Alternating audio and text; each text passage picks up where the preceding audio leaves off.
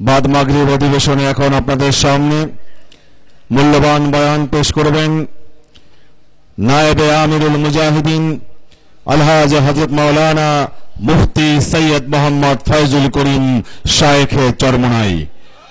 এখন মূল্যবান বয়ান পেশ করবেন নায়েবে আমিরুল মুজাহিদিন আলহাজ হযরত মাওলানা মুফতি সৈয়দ মোহাম্মদ ফয়জুল করিম শায়েখে চরমনাই।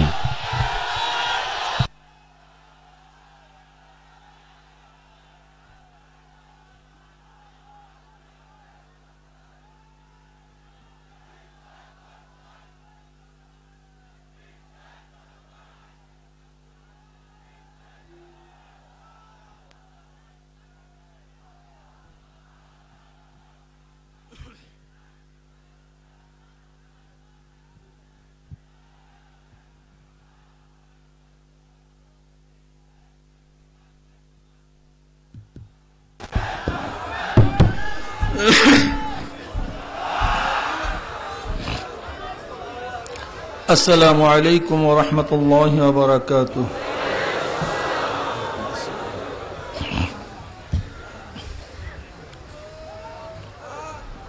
الحمد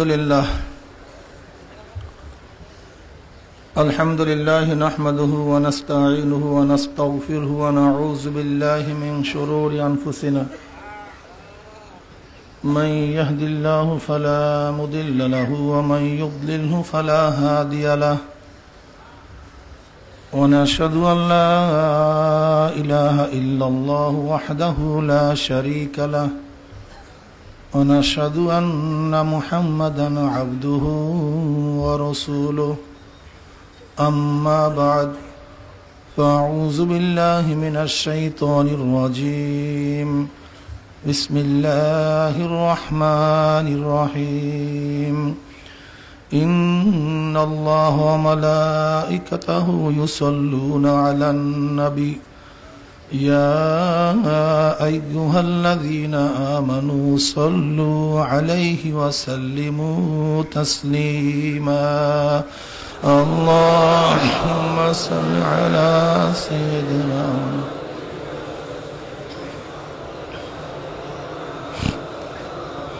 صلى الله عليه وعلى آله وأصحابه وبارك وسلم اللهم صل على سيدنا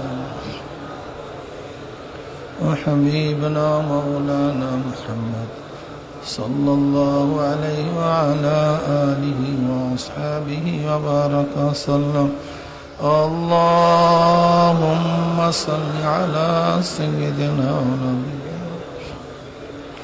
وحبيبنا مولانا محمد صلى الله عليه وعلى آله وأصحابه وبارك وسلم أعوذ بالله من الشيطان الرجيم بسم الله الرحمن الرحيم إنك لعلى خلق عظيم صدق الله العلي العظيم وصدق رسول النبي الكريم আল্লাহ পাকের বান্দা জনাব মুহাম্মদুর রাসূলুল্লাহ সাল্লাল্লাহু আলাইহি ওয়াসাল্লামের উম্মতগণ, আল্লাহ পাক রব্বুল আলামিন আপনাকে আমাকে আজও পর্যন্ত হায়াতে রেখে সুস্থ শরীরে বাড়ি ঘর ব্যবসা বাণিজ্য ত্যাগ করে মাওলাকে পাওয়ার উদ্দেশ্যে চরমোনাই ময়দানে আসার তৌফিক আল্লাহ পাক দান করছেন। শুকরিয়া তান সবাই বলে আলহামদুলিল্লাহ। অগ্রহায়ণ মাস তো আমাদের জন্য এক ব্যথাতুর মাস। এই মাসেই আমাদের শায়খ মুর্শিদ নব্বরাল্লাহু মারকাদাহু দুনিয়ার থেকে বিদায় হয়ে গেছেন। অনেক সাথীরাও আজকে নাই। মাগরিবের পরেও একজন সাথীকে চিরতরে বিদায় দিয়ে দিয়েছে।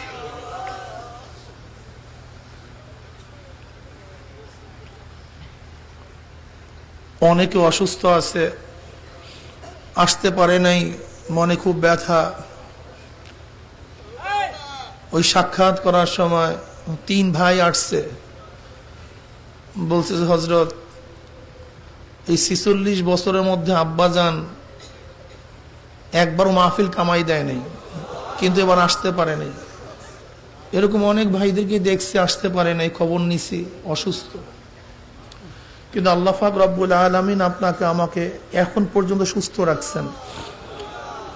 আর সবচেয়ে বরকতপূর্ণ মাহফিল এবার আমরা ভাবতেই পারিনি মাহফিল হবে, হঠাৎ করে আল্লাহ পাক রব্বুল আলামিন সব ব্যবস্থা করে দিয়েছেন। কাজে যে মাওলাই কারীম আপনাকে আমাকে এখানে আসার তৌফিক দান করছেন, কাজে শুকরিয়া দেন সবাই বলে আলহামদুলিল্লাহ।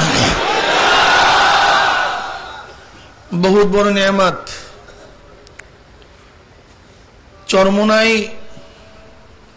এই মাহফিল দুনিয়ার কোনো উদ্দেশ্য নয়। দাদাজান আব্বাজান রহমাতুল্লাহ আলাইহি বলতেন, আমি 2টা মাদ্রাসা কায়েম করছি, একটা হলো স্থায়ী মাদ্রাসা আর একটা ব্রাহ্মমান মাদ্রাসা। স্থায়ী মাদ্রাসা যেখানে উস্তাদগণ থাকেন, ছাত্ররাও থাকেন, সব সময় ক্লাস হয়, দর্স হয়। আর ব্রাহ্মমান মাদ্রাসা এই যে 3 দিন 4 দিনের জন্য, 3.5 দিনের জন্য ভর্তি হয়েছেন, শর্ট কোর্স। এখানে ভর্তি হয়েছেন, তালিম চলতেছে, বিভিন্ন উলামায়ে কেরাম বয়ান করতেছেন, নামাজের ট্রেনিং, মাসআলা শিখতেছেন, সবসময় ইবাদতের মধ্যে কাটাইতেছেন। Training course. তার মানে এই নয় এই 3 দিন থাকবেন তো ইবাদত করবেন, বাড়িতে যাওয়ার পরে ইবাদত ছেড়ে দিবেন, এর জন্য ট্রেনিং দেওয়া হয় নাই। বরং এখান থেকে ট্রেনিং নিয়ে বাড়িতে এই অনুযায়ী চলার চেষ্টা করব, এর জন্য ট্রেনিং কোর্স। আসলে তো সারা বছরই কম বেশি মাহফিল করি, বিভিন্ন জায়গাতে বয়ান করি, কিন্তু আল্লাহ পাক রব্বুল আলামিন এই জমিনের মধ্যে ভিন্ন একটা বরকত দান করছেন। এর কারণ হলো হুমুল জুলাসা লা ইয়াশকা জালিসুহুম। যেরকম আতরের কাছে গেলে ইচ্ছা না থাকলেও আতরের ঘ্রাণ লাগে, গন্ধের কাছে গেলে ইচ্ছা না থাকলেও গন্ধ নাকে লাগে, ময়লার কাছে গেলে ইচ্ছা না থাকলেও ময়লা গায়ে জড়িয়ে যায়, গরমের কাছে গেলে গরম লাগে, ঠান্ডার কাছে গেলে ঠান্ডা লাগে। ঠিক আল্লাহওয়ালাদের পরিবেশে আসলে ইচ্ছা না থাকলেও কিছুটা মাওলার ঘেরান পাওয়া যায়, ইবাদতের মজা পাওয়া যায়। এর জন্য মাজলিসগুলি অনেক দামি, অনেক গুরুত্বপূর্ণ। কাজে আল্লাহর কাছে দোয়া করি, মাওলা হে, যেহেতু বাড়ি থেকে নিয়েই আসছেন, মাহরুম করিয়েন না। হেদায়েতের মালিক কে? একমাত্র আল্লাহ। কাজে সবসময় আল্লাহর কাছে হেদায়েত চাইতে থাকেন।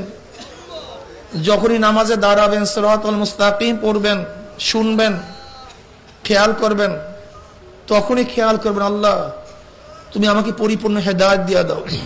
সব সময় খেয়াল থাকা চাই, হেদায়েতের একমাত্র মালিক আল্লাহ। ফখরুল ইসলাম, ফখরে বাঙ্গাল আল্লামা তাজিলুল ইসলাম সাহেব রহমাতুল্লাহ আলাইহি, কারি ইব্রাহিম সাহেব রহমাতুল্লাহ আলাইহি বড় জামাতা ছিলেন। তিনি একদিন কারি সাহেব রহমাতুল্লাহ আলাইহি কাছে প্রশ্ন করছেন যে আল্লাহ পাক যাকে হেদায়েত দিবেন সে হেদায়েত পাবে, আর আল্লাহ পাক যাকে গোমরাহ করবেন তাকে কেউ হেদায়েত দিতে পারবে না, তাহলে আমাদের দোষটা কোথায়? তিনি বহুত বড় আলেম, কারি সাহেব রহমাতুল্লাহ আলাইহি কাছে প্রশ্ন করছেন। কারি সাহেব রহমাতুল্লাহ চমৎকার একটা জবাব দিছেন। জবাবটা কি? দেখো, আল্লাহ পাকের যত নেয়ামত আছে সবচেয়ে দামি নেয়ামত হলো হেদায়েত। এর চেয়ে বড় দামি কোনো নেয়ামত নাই। কাজে আল্লাহ পাক রব্বুল আলামিন এই দামি জিনিসটা তার নিজের কাছে রাখছেন।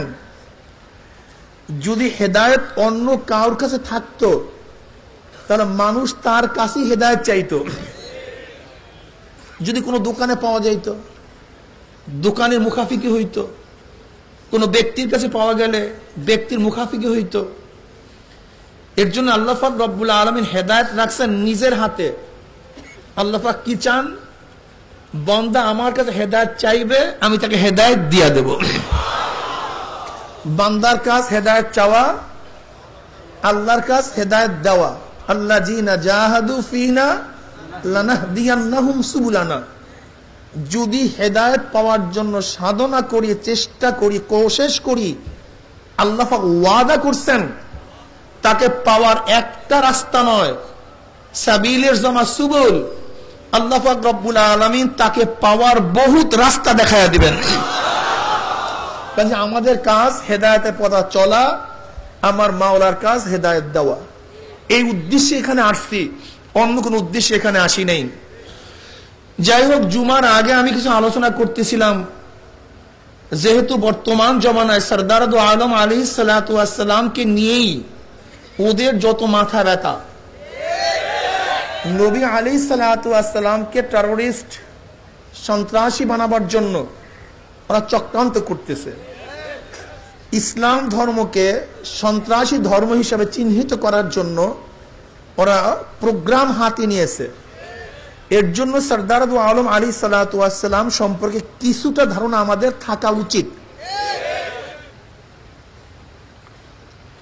নবী আলাইহিস সালাতু ওয়াস সালাম দুনিয়াতে আসার আগেই হযরত ইব্রাহিম আলাইহিস সালাতু ওয়াস সালাম তার জন্য আল্লাহর কাছে দোয়া করছেন, রব্বানা ওয়াবআস ফীহিম রাসূলাম মিনহুম ইয়াতলু আলাইহিম আয়াতিকা ওয়া ইউআল্লিমুহুল কিতাবা ওয়াল হিকমা ওয়া ইউযাক্কিহিম।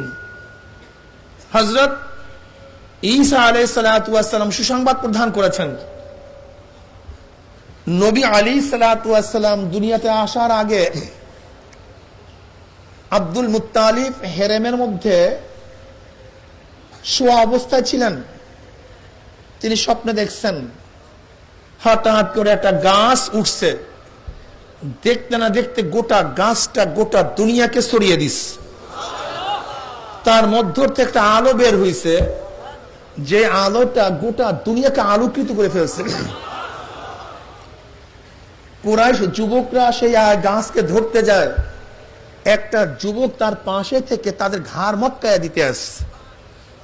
আব্দুল মুত্তালিব এই স্বপ্নের ব্যাখ্যা কোন অতন্ত্রবাদীর কাছে যখন প্রশ্ন করছে, সে তার দিকে তাড়িয়ে চাইছে এবং বলছে, সত্য কি তুমি স্বপ্ন দেখছো? বলে হ্যাঁ। তাহলে তোমার এক হাতে রাজত্ব আর এক হাতে নবুয়ত। এক হাতে রাজত্ব আর এক হাতে নবুয়ত। তিনি ভাবতেন সেই ব্যক্তি আব্দুল মুত্তালিবই হবে, সেই ব্যক্তি আব্দুল মুত্তালিবই হবে। কিন্তু সরদার দু আলম আলাইহিস সালাতু ওয়াস সালাম দুনিয়াতে আসার পরে আবু তালেব হবে, ভুল বলছি, আব্দুল মুত্তালিব ভাবতো সেই স্বপ্নের ব্যাখ্যা আবু তালেব হবে, তার ছেলে আবু তালেব হবে। কিন্তু সরদার দু আলম আলাইহিস সালাতু ওয়াস সালাম দুনিয়াতে আসার পরে আবু তালেব বলতেছে, আমার বাবা যে স্বপ্ন দেখছে সেই স্বপ্নের বাস্তব হলো মুহাম্মদ তুমি। এই স্বপ্ন বলিয়া বেড়াইতো। তাকে প্রশ্ন করা হয়েছে, যেহেতু আপনি সত্যকে স্বীকার করতেছেন, তাহলে ইসলাম গ্রহণ করতেছেন না কেন? বলে লজ্জাও লাগে আর সত্য মিথ্যার পার্থক্য আমার কাছে আছে। লজ্জাও কি লাগে? লজ্জা। এই যে লজ্জা, যেই লজ্জার কারণে আবু তালেব সত্য জেনেও সত্যকে গ্রহণ করতে পারে নাই। কাজে লজ্জার কারণে ইসলাম ছাড়া যাবে না। দাড়ি রাখতে লজ্জা লাগে। দেখে আবু তালেবের লজ্জার কারণে ঈমান গ্রহণ করতে পারে নাই।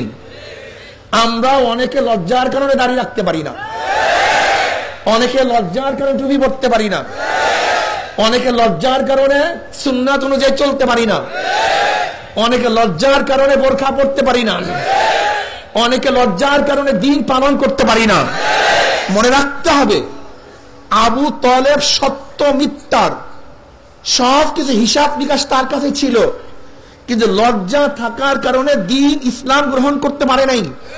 কাজে আমাদের ওই লজ্জা না থাকা উচিত, যে লজ্জা আমাদেরকে দিন থেকে ফিরিয়ে দিবে। বরং দিন পালন করতে গেলে আমার কোনো লজ্জা নেই। গোসল ফরজ হয়ে গেছে, গোসল ফরজ হয়ে গেছে। এখন সবার সামনে কিভাবে গোসল করব? না, আমি নামাজ আজকে আর পড়বো না, আজকে আর নামাজ পড়বো না, যেন সবাই দেখে ফেলবে আমার গোসল ফরজ। না, এই লজ্জার কারণে নামাজ কাজা করা যাবে না। বরং প্রয়োজন হয় আর একজনের কাছে বলবো, ভাই আমার শরীর খারাপ, আমাকে পানির ব্যবস্থা করে আমি গোসল করবো, নামাজ আদায় করবো। লজ্জা যেন তোমাকে শরিয়াত থেকে, শরিয়াত পালন থেকে দূরে ঠেলিয়া না দেয়। এটা লজ্জা না, এটা শয়তানি। কি কথা ঠিক না? খুব মনে রাখতে হবে। আবু তালেবের নোক্তাটা কি? আবু তালেবের লজ্জার কারণে ঈমান গ্রহণ করতে পারে নাই। ঠিক আমরা যেন লজ্জার কারণে শরিয়াত ছেড়ে না দেই, শরিয়াত ছেড়ে না দেই। আমার যত লজ্জা লাগে লাগুক, আমি দাড়ি রাখবই। আমার যত লজ্জা লাগে লাগুক, আমি সুন্নাত অনুযায়ী চলবই। আমার যত লজ্জা লাগে লাগুক, আমি বোরখা পরবই। কি রাজি আছেন ইনশাআল্লাহ? কি আমার নতুন বাবারা কি মনে করে? তোমার স্ত্রী বলবে দাড়ি রাখি আসছো, থাকবোই না তোমার ঘরে। তোমার বন্ধু বলবে টুপি পরিয়ে আসছো, চলবো না তোমার সাথে। তোমার শয়তান সাথীরা বলবে কি মৌলবুদ্ধি সহ্য, রাখবো না আমাদের সাথে। আপনিও বলবেন তোদের সাথে আমি থাকবো না, আমিও তোদের সাথে চলবো না, তোর প্রয়োজন নেই। আমি থাকবো সুন্নাতওয়ালাদের সাথে, আমি থাকবো মুমিনদের সাথে, আমি থাকবো দিনদারদের সাথে। কবুতর বা জিবাবাস, কবুতরের সাথে চলে, বক বগের সাথে চলে, রুই মাছের সাথে চলে, মহিষের সাথে চলে, হরিণের সাথে চলে, গরুর সাথে চলে, মুমিনের সাথে চলে। ঠিক আছে ইনশাআল্লাহ? কি লজ্জার কোনো দাড়ি ছাড়বো, টুপি ছাড়বো? কে কে নিয়াত করবো ইনশাআল্লাহ দাড়ি কাটবো না? দুই হাত তাকবীর, নারায়ে তাকবীর।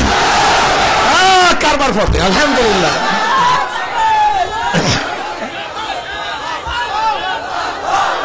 কি ঠিক আছে না? আলহামদুলিল্লাহ। কিসের লজ্জা টজ্জা?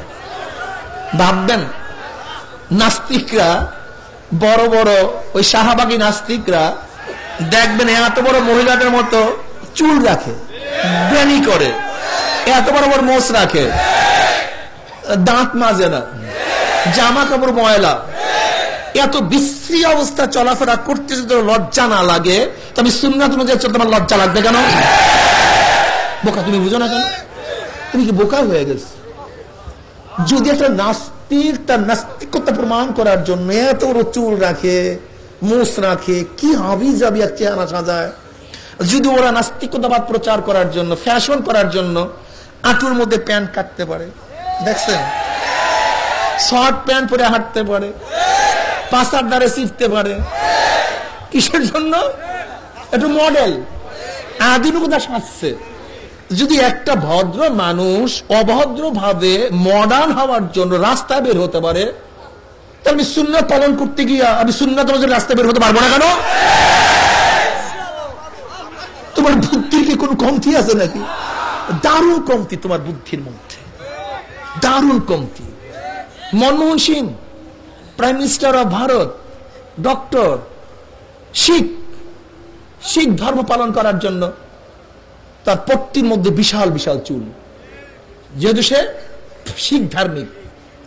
শিখ ধর্ম পালন করতে গিয়ে মাথায় পট্টি বাঁধছে, শিখ ধর্ম পালন করতে গিয়ে দাড়ি রাখছে, শিখ ধর্ম পালন করতে গিয়ে এখানে একটা ছুরি রাখছে। যদি মনমোহন সিং ডক্টর, সে শিখ ধর্ম পালন করতে গিয়ে পট্টি পড়তে পারে, দাড়ি রাখতে পারে, মোছ রাখতে পারে, চুল রাখতে পারে, শিখদের পোশাক পরতে পারে, তাহলে সরদার দো আলম আলাইহিস সালাতু ওয়াস সালাম আশিক হয়ে তার প্রেমে পড়িয়া আমি কেন তার অনুযায়ী দাড়ি রাখতে পারবো না, টুপি রাখতে পারবো না, সুন্নাত অনুযায়ী চলতে পারবো না? এটা কেমন কথা হলো বলো তো? না, আজকের থেকে নিয়াত করছি কয়দা রকমের আজমে জাজম। দুনিয়া উল্টে যেতে পারে, সূর্যটা পূর্ব দিক থেকে পশ্চিম দিক উদিত হতে পারে, আসমানটা ভেঙে পড়তে পারে, সমস্ত সাগরের পানি শুকিয়ে যেতে পারে, কিন্তু আজকে যে নিয়াত করছি দাড়ি আর কাটবো না, টুপি আর ছাড়বো না, সুন্নাত মেনে চলবো, এই ওয়াদা ভাঙবে না ইনশাআল্লাহ। কে কে রাজি আছেন? নারায়ে তাকবীর। মাশাআল্লাহ, আলহামদুলিল্লাহ। ঠিক আছে, আলহামদুলিল্লাহ। আল্লাহ কবুল করুক, আল্লাহ কবুল করুক, আলহামদুলিল্লাহ।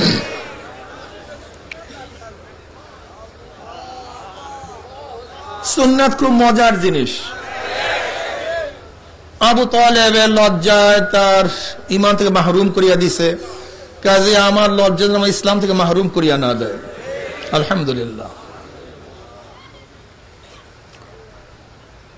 আবু তালেব শীত সিজনে সরদার আলম আলাইহিস সালাম দুনিয়াতে আসার আগে ইয়ামানে সফরে গেলেন।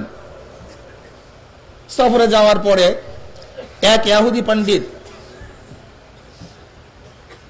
ওই জমানার সবচেয়ে বড় আলেম, সে তাকে বলতেছে, তুমি কোথাকার অধিবাসী? বলে হেরেমের। বংশ কুরাইশি, হাশিমি? হাশিমি। আমি কি তোমার শরীর দেখতে পারি? বলে হ্যাঁ, লজ্জাস্থান ছাড়া সবই দেখতে পারো। ব্যাস, ইহুদি পণ্ডিত আব্দুল মুত্তালিবের নাকের ছিদ্র দেখে বলতেছে, তোমার এক হাতে রাজত্ব আর এক হাতে নবুয়ত।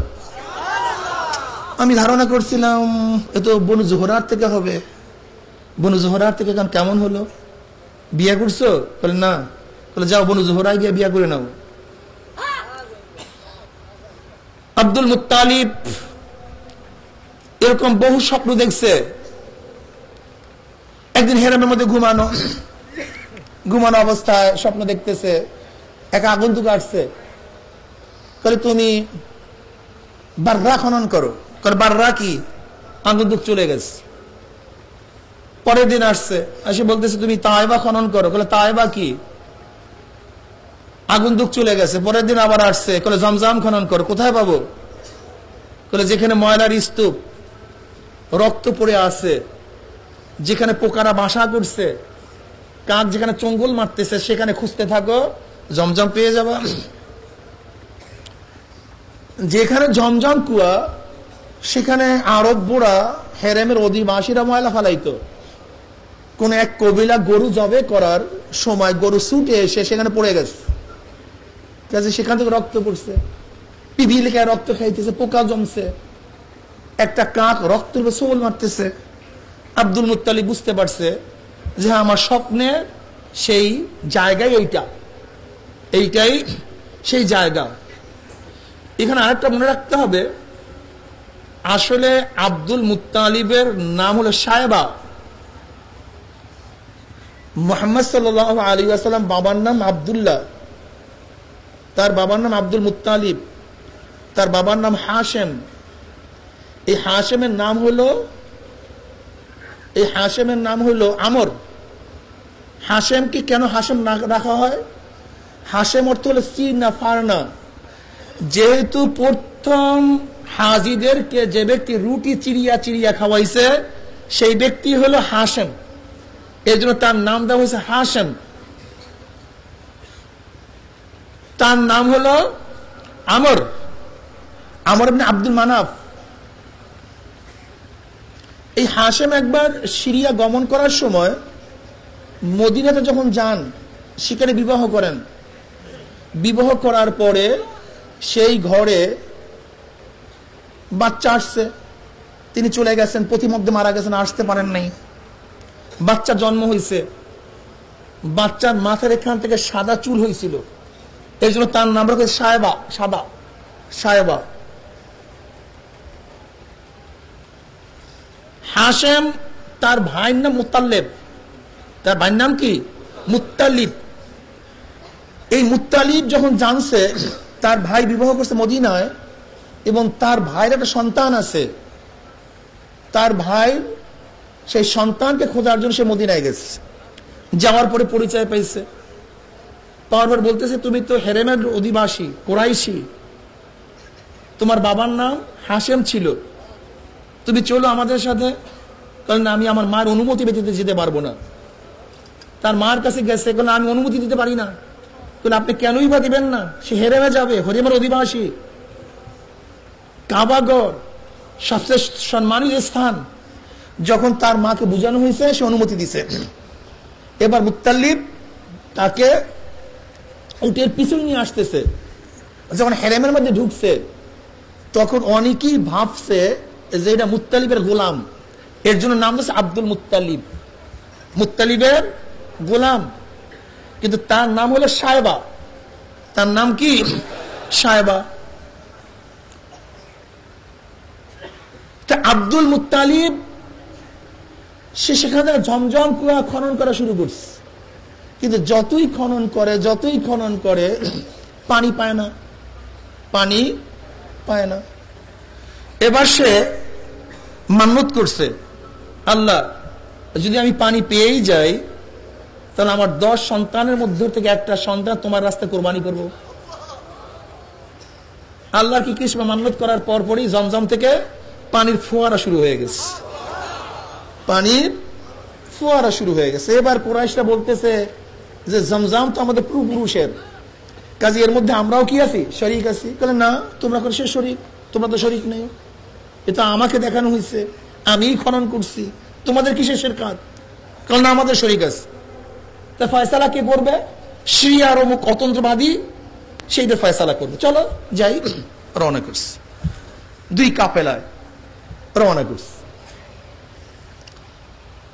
রওনা করতে করতে এক মরুভূমির মধ্যে যখন গেছে, তখন আব্দুল মুত্তালিবের কাফেলার পানি শেষ, পানি নেই।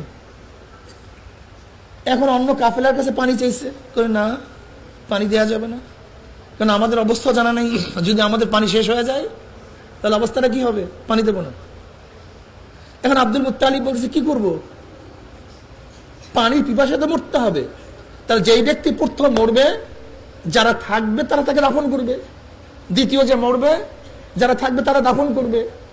তো শেষ ব্যক্তি দাফন ব্যতীত থাকা ভালো, এছাড়া উপায় নেই।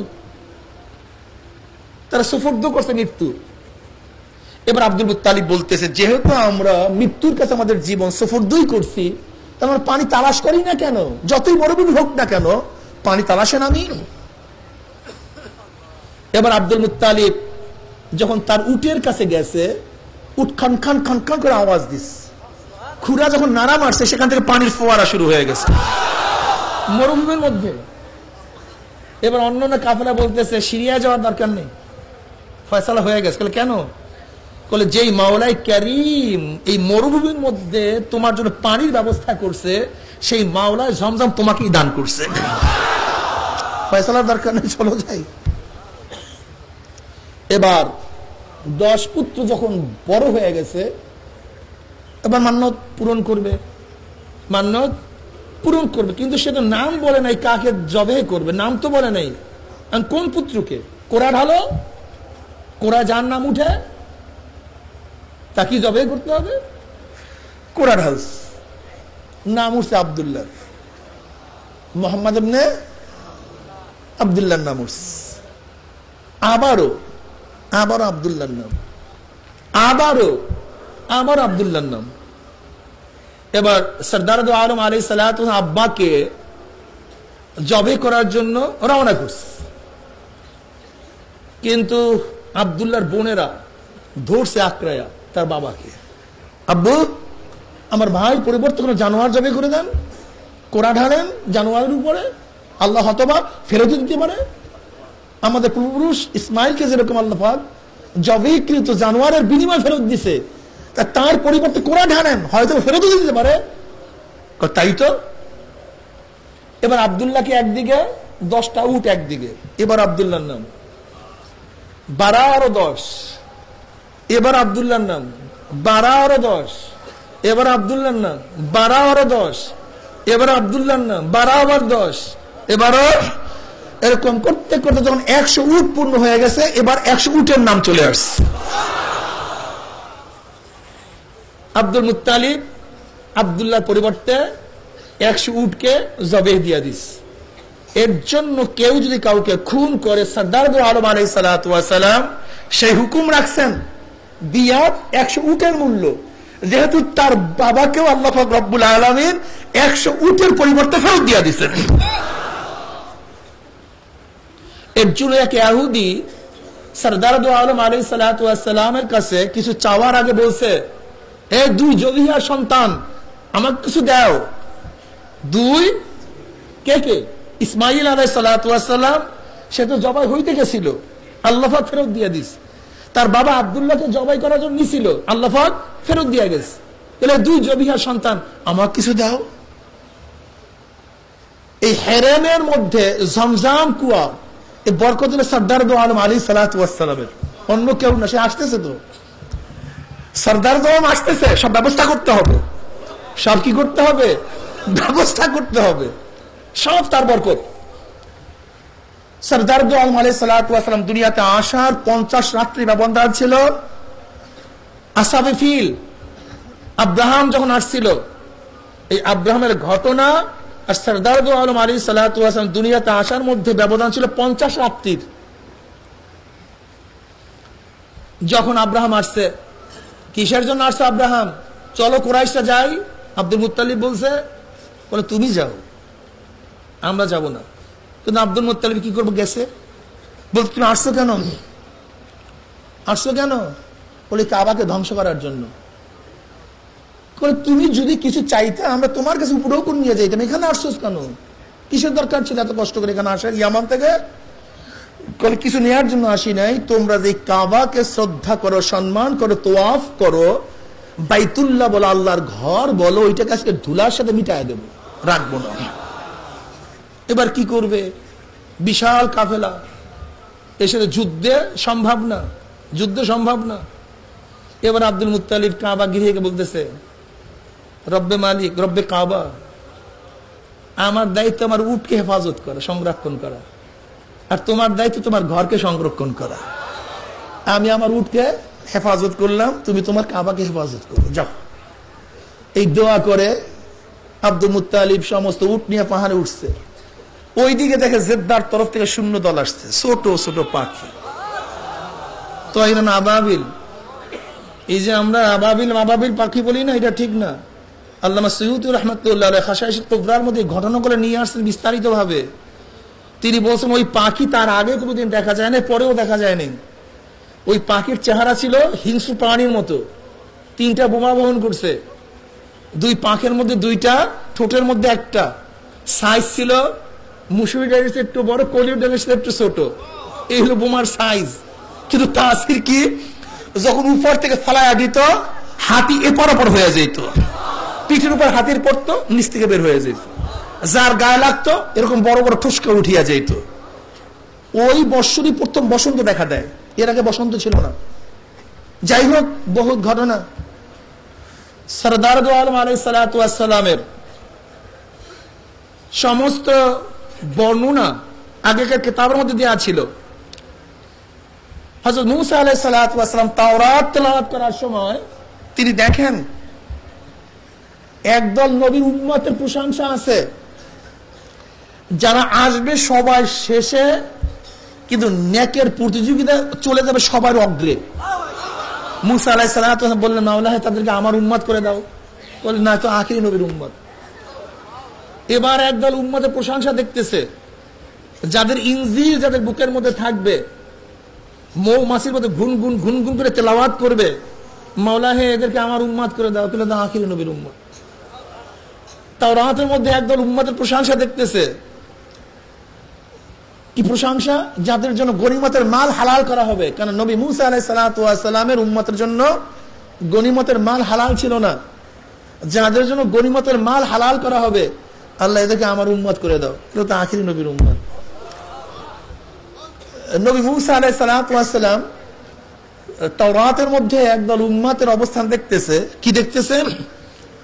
যারা নেকে নিয়াত করার সাথে সাথে নেক লেখা হয়ে যাবে, আর একটা নেক করলে 10 দ্বারা গুণ করা হবে। তাহলে আল্লাহ এদেরকে আমার উম্মত করে, দেখলে আখিরি নবীর উম্মত। একদল উম্মতের প্রশংসা দেখতেছে, যারা গুনাহ নিয়াত করলে গুনাহ হবে না, গুনাহ নিয়াত করলে গুনাহ হবে না। আর যদি গুনাহ করে তাহলে একটা গুনাহই লেখা হবে, বর্ধিত করা হবে না।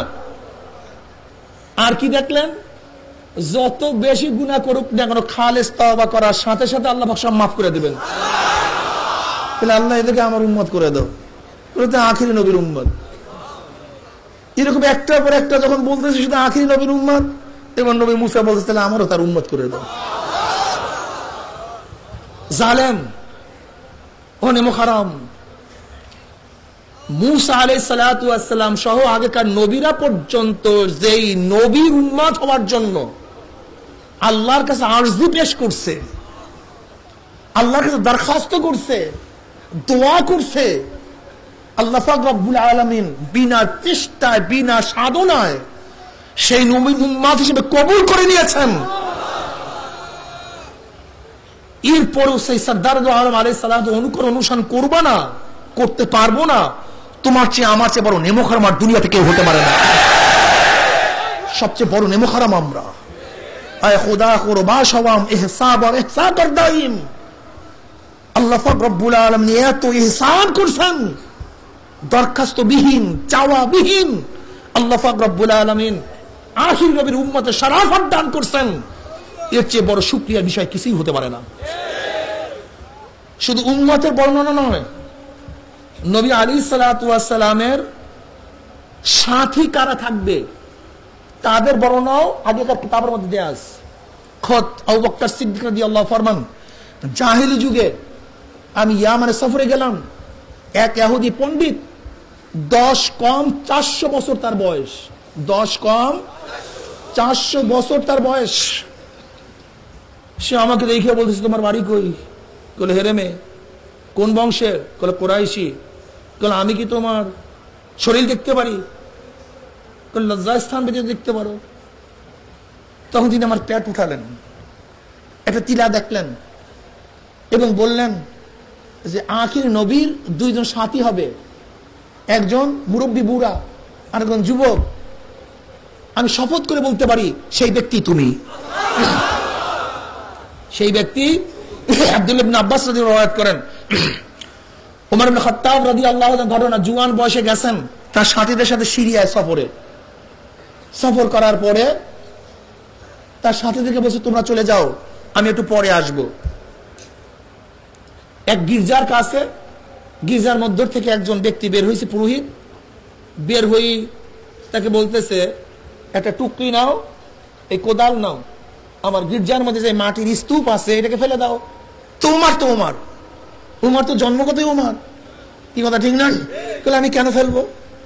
তাহলে ফেলতেই হবে না, আমি ফেলবো না। অমনি তার উপর একটা ঘুষি লাগাই দিস। ওমর ইবনে খাত্তাব রাদিয়াল্লাহু আনহু দেরি করেন নাই, ওমর তো আর দেরি করেন নাই, কোদাল দিয়ে মাথার মধ্যে লাগাইয়া দিছে, রক্ত বের হয়ে গেছে। এখন সিরিয়ায়, তার বাড়ি হলো মক্কা, কি করবে? দৌড়, পয়রা দৌড় আর দৌড়, রাস্তাঘাট চিনে না, দৌড়াইতে বেচারায় এক গির্জার কাছে গিয়া বলছে। ভোরবেলা গির্জার মধ্য থেকে একজন পাদ্রী বের হয়েছে। অনেক রাওয়ায়াতে বুহাইরা আসছে, অনেক রাওয়ায়াতে নাম দেয়নি। বের হয়েছে, তোমার বাড়ি কই? কোন অমুক জায়গায়। তোমার নাম কি? বলে ওমর। বাবার নাম কি? খাত্তাব। আহা, পেয়ে গেছে। আখির নবীর 2 জন সাথী হবে, একজন হলো বুড়া মুরব্বী আর একজন হলো জুয়ান। আমি বিশ্বাস করি সেই ব্যক্তি তুমি। শুধু তাই নয়, আমি যে গির্জার মধ্যে আসি, তুমি এই গির্জাকে দখল করবা, এই গির্জাকে তুমি দখল করবা, লিখে দাও। এর আগে খুব আপ্যায়ন করছে, খাদ্য দিছে, পানি দিছে, সম্মান শ্রদ্ধা করছে, অনেক শ্রদ্ধা সম্মান দেখাইছে। এবার কাগজ নিয়ে আসছে, লিখে দাও, যখন তুমি এই দেশ আমার গির্জা দখল করবে, এলাকা দখল করবা, তখন আমার গির্জা আমার মালিকানায় থাকবে, তোমার মালিকানায় থাকবে না, এটা লিখে দাও। আচ্ছা বলুন তো, এখন একজন যুবককে যদি বলি তুই আমেরিকার প্রেসিডেন্ট হবি, তাই যুবক কি বলবে? ভাই এতক্ষণ খাওয়াইছেন টাওয়াইছেন ভালো কথা, কিন্তু এখন আপনি ইয়ারকে শুরু করছেন, ফাইজলামি শুরু করছেন। অবস্থা এরকম না? উমর হলো জুয়ান মানুষ, উমর জুয়ান মানুষ। সরদার দু আলম আলাইহিস সালাম 13 বছর ছোট, জুয়ান মানুষ, তাগড়া মানুষ। সে খেলাধুলায় ব্যস্ত থাকে, উট চড়ায়, সে তো ভিন্ন একটা নেতৃত্ব নিয়ে ওমর চলতেছে। জাহিলি যুগের সমস্ত অভ্যাসই তার মধ্যে ছিল, কিন্তু তাকে যদি বলে নবী আসবে, তার সাথী হবে, শুধু তাই নয়, মক্কায় না, এই সিরিয়া দখল করবে, তো অবস্থাটা কি হয় বলেন তো? তৎকালীন সময় সিরিয়া ছিল সবচেয়ে বড় সভ্যতার এক এলাকা, কারণ সমস্ত নবীরা এই সিরিয়া গমন করছে। অনেক অধিকাংশ নবী এই এলাকায়, ফিলিস্তিন, সিরিয়া, এই সমস্ত এলাকায় অধিকাংশ নবীদের পদার্চনা ছিল। সভ্য এলাকা, যুগ যুগ ধরে, শত হাজার বছর পর্যন্ত ওখানে বড় বড় পাদ্রীরা ছিল। কথা ঠিক না? এখন কেউ যদি বলে যে তুমি আমেরিকা দখল করবা, রাশিয়া দখল করবা, তাহলে তার কাছে আশ্চর্য মনে হয় না? এখন ওমর ইবনে খাত্তাব রাদিয়াল্লাহু বলতেছেন যে আপনি এতক্ষণ তো ভালোই ব্যবহার করছেন, এখন আমার সাথে ফাইজলামি করতেছেন। শোনো ওমর, তুমি যদি সেই ব্যক্তি না হও, লিখে দিতে কোনো অসুবিধা আছে? এবার ওমর তো বলছে ভালো বুঝের কথা, বাঁচা গেল, কি কথা ঠিক না? আর যদি তুমি সেই ব্যক্তি হও, তাহলে কি তুমি আমার মালিকানা এটা রাখবা কিনা, এটা বলো। ভালো ফয়সালার কথা বলছ, বাঁচা গেল। আসলে লিখে দিই, ওমর ইবনে খাত্তাব রাদিয়াল্লাহু লিখে দিয়েছেন। ওমর ইবনে খাত্তাব রাদিয়াল্লাহু তাআলা আনহু যখন, এই ঘটনাটা আপনারা জানেন, সেদিকে যাব না, যখন ফিলিস্তিন দখল করে, তখন পাদ্রীরা বলছে আমাদের কিতাবের মধ্যে আছে যে বাইতুল মুকাদ্দাস খুলবে তোমাদের আমিরুল মুমিনিন, কাজে তোমাদেরকে চাবি দেব না, তাকে ডাকো। ওমর ইবনে খাত্তাব রাদিয়াল্লাহু তাআলা আনহু সম্মতি জ্ঞাপন করছেন, রওনা করছেন। সেই গোলামের ইতিহাস জানেন, সেদিকে যাব না, সব কিছু। কিন্তু সেই বুড়া পাদ্রী সেই কাগজ নিয়ে আসে। ওমর চিনো এই লেখাকার চিনো তুমি? এবার তো দেখেই চিনা ফেলাইস যে তা আমি লিখছি। তখন ওমর ইবনে খাত্তাব রাদিয়াল্লাহু বলছেন সব কিছু আয়ত্তাধীন মুসলমানের থাকলেও এই গির্জার মালিক এই পাদ্রীই থাকবে।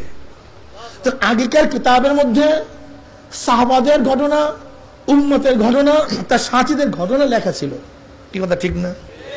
সরদার দো আলম আলাইহিস সালাতু ওয়াস সালাম দুনিয়াতে আসছেন। একেবারে সংক্ষেপে বলবো, নবী আলাইহিস সালাতু ওয়াস সালাম আসার পরে কি ঘটনা আপনারা জানেন। হালিমা সাদিয়ার ঘরে কি হয়েছে, যখন তার বয়স 4-5 বছর, সিনা সাদ করা হয়েছে, মাঠের মধ্যে খেলাধুলা অবস্থায় ছিল, জিবরিল আসছে, তার সিনা ফাইরা ফেলাইছে। এই অবস্থা দেখিয়া সাথীরা পইরা দৌড় গিয়া হালিমা সাদিয়াকে বলতেছে তোমার দুগ্ধ ছেলের অবস্থা শেষ, মেরে ফেলাইছে। তিনি আসছেন, এসে থেকে বিষণ্ণ অবস্থায় তিনি বসে আছেন। হালিমা সাদিয়া ভয় পেয়ে গেছেন। কি পেয়ে গেছেন? ভয় পেয়ে গেছেন। না জানি ভূতে বা জিনে ধরছে, আমার ঘরে থাকলেন কি জবাব দেব? ফেরত দিয়া দিয়েছেন মা আমিনার কাছে। মা আমিনার বয়স যখন, হযরত রাসূলুল্লাহ সাল্লাল্লাহু আলাইহি ওয়াসাল্লাম বয়স যখন 6 বছর, মা আমিনা দুনিয়ার থেকে কিভাবে বিদায় হলেন? যেহেতু তার বাড়ি তো হযরত আব্দুল্লাহ তো মারা গেছে মদিনায়, তিনি তার দাসী আব্দুল মুত্তালিব এবং তার ছোট সন্তানকে বললেন যাও চলো তোমার বাবার কবর জিয়ারত করব। আব্দুল্লাহর কবর জিয়ারত করার জন্য রওনা করছে। জিয়ারত করার পরে যখন ফিরে আসতেছিল, মক্কা এবং মদিনার মাঝখানে তিনি দুনিয়ার থেকে বিদায় হয়ে যান। এখন আছে এতিম নবী, বয়স 6 বছর, চলে গেছেন আব্দুল মুত্তালিবের কাছে, ছিলেন 2 বছর, বয়স 8 বছর। 8 বছর বয়সও আব্দুল মুত্তালিব বিদায়ের পথে ডাকলেন আবু তালেবকে। আবু তালেব, বাবাও নাই ওর, মাও নাই, ছিলাম আমি বিদায়ের পথে, আমার এতিম বাচ্চাকে দেখিস। দেখেন জালেমরা কাকে সন্ত্রাসী বলে।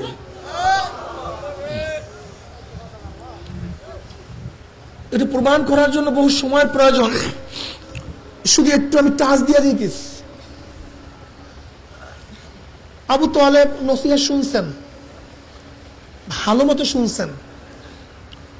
সরদার দো আলম আলাইহিস সালাতু ওয়াস সালামকে আগলিয়ে রাখতেন।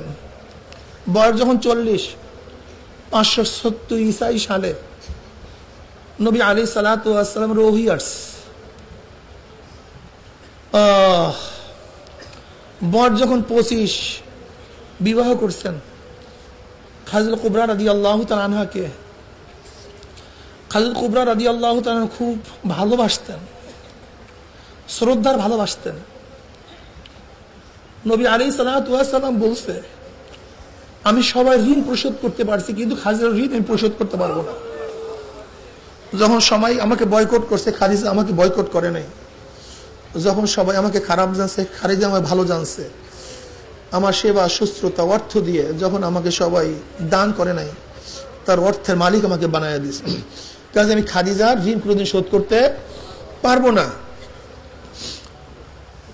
নবী আলাইহিস সালাতু ওয়াস সালামের ওহী আসছে। এরপরে ঘটনা আমি কি বলবো। নবুয়তের ৪র্থ বছর কাফের বেঈমান মুশরিকরা মুসলমানদের উপর এত অত্যাচার করা শুরু করছে যে চিন্তাও করা যায় না। তখন মুসলমানরা কি করবে? হিজরত করতে বাধ্য হয়েছে। আবিসিনিয়ায় নাজ্জাশীর এলাকায় তারা হিজরত করছে, প্রথম হিজরত নবুয়তের ৪র্থ বছর। তাদের সংখ্যা ছিল 12, তার মধ্যে মহিলা ছিল 4 জন, 8 জন ছিল পুরুষ।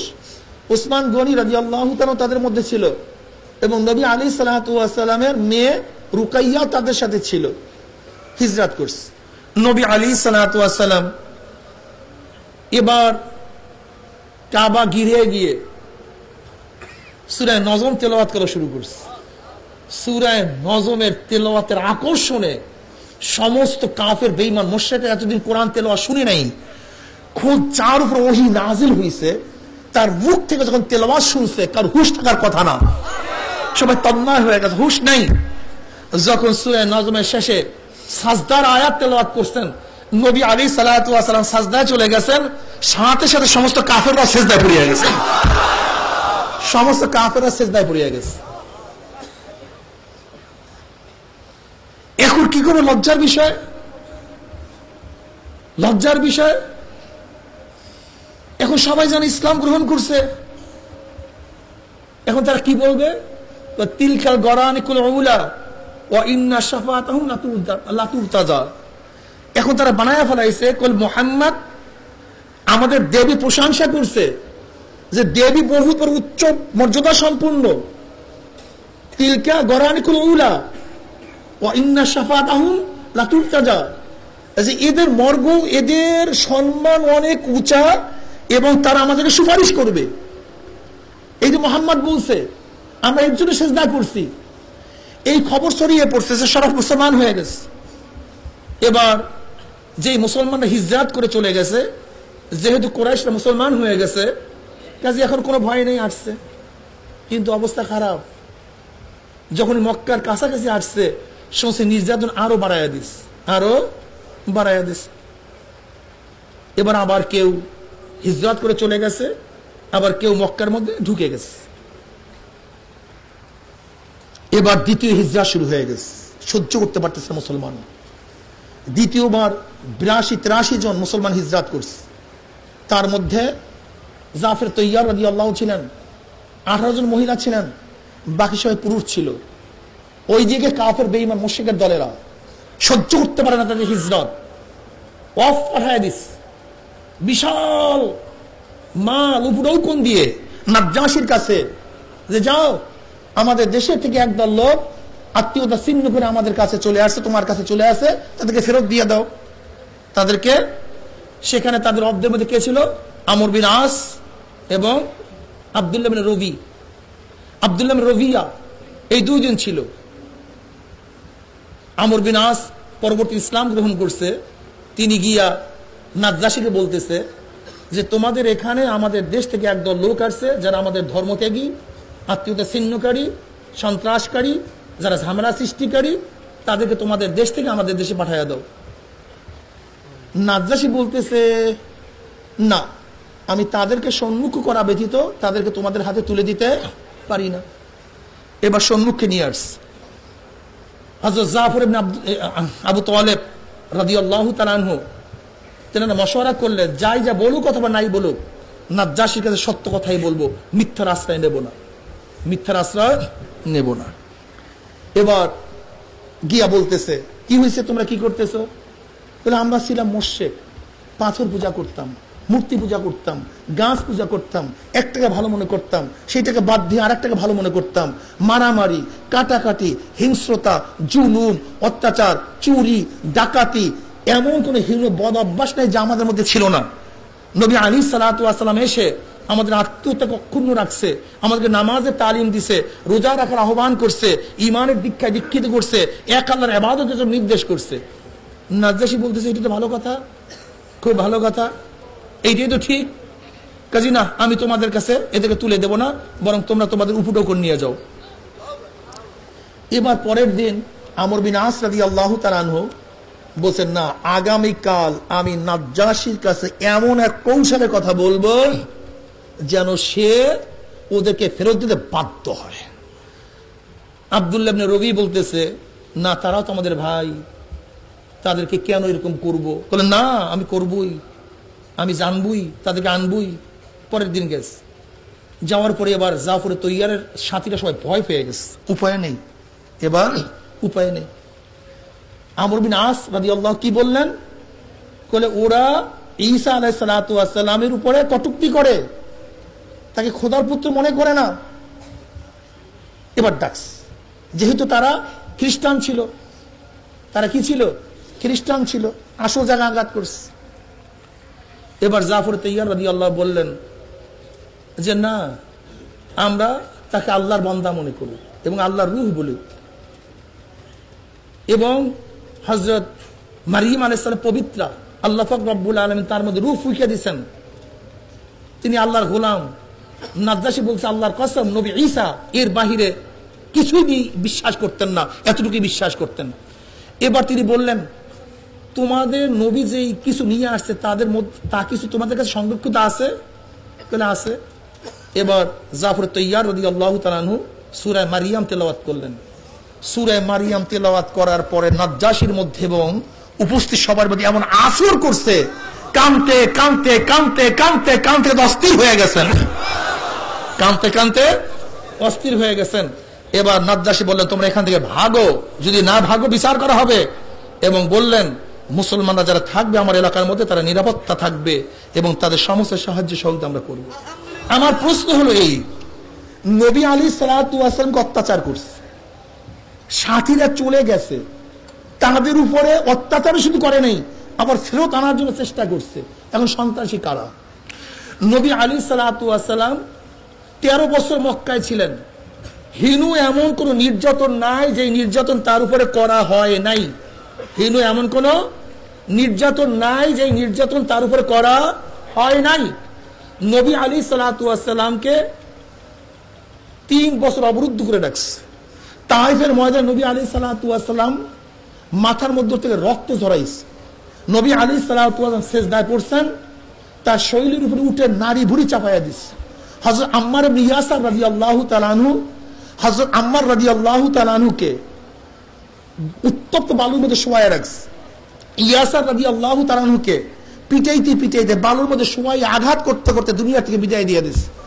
তার মা হযরত সুমাইয়া রাদিয়াল্লাহু আনহাকে এই আবু জাহিল্লা, এই কাফের বেঈমান জমানার ফিরাউন তার লজ্জাস্থানের মধ্যে বর্ষা দিয়া দুনিয়া থেকে বিদায় দিয়ে দিছে।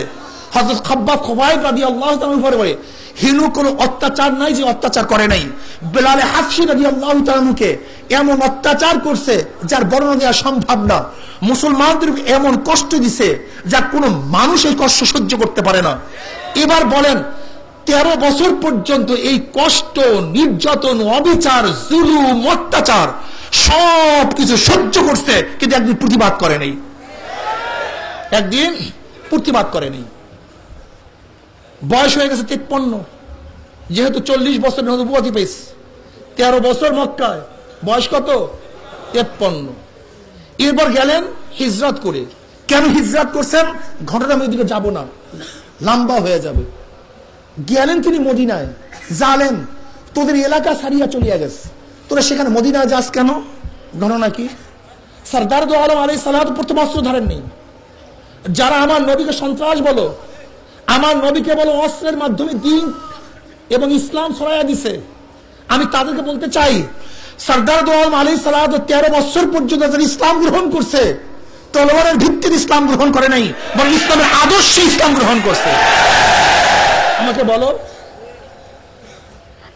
313 জন নিয়ে তিনি বদরে গেলেন, এর আগে তো যুদ্ধ করেন নাই, তা তলোয়ারের মাধ্যমে ইসলাম বিজয় করলো কিভাবে?